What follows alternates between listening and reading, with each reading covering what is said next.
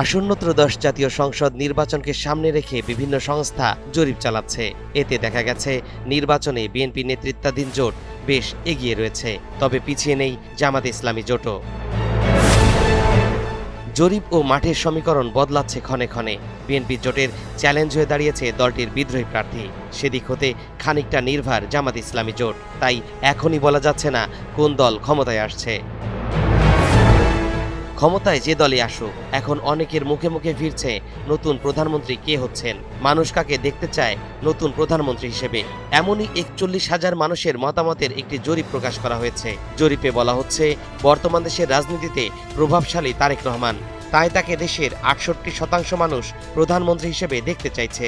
দেশের বিভিন্ন সংস্থার পাশাপাশি আন্তর্জাতিক গণমাধ্যমেও তারেক রহমানকে প্রধানমন্ত্রী হওয়ার দৌড়ে এগিয়ে রাখছে।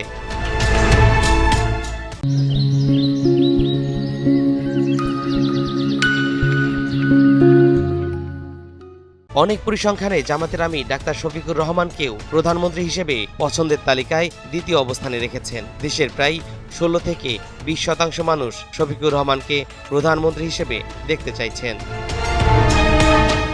জরিপে অংশগ্রহণকারীদের মধ্যে পরবর্তী প্রধানমন্ত্রী হিসেবে 2% উত্তরদাতা এনসিপির আহ্বায়ক নাহিদ ইসলামকে সমর্থন দিচ্ছেন। 9 ফেব্রুয়ারি সোমবার জরিপ সংস্থা ইএএসডি 41,000 মানুষকে নিয়ে জরিপের একটি ফল প্রকাশ করে। এতে তারেক রহমানকেই প্রধানমন্ত্রীর দৌড়ে এগিয়ে রাখা হয়েছে।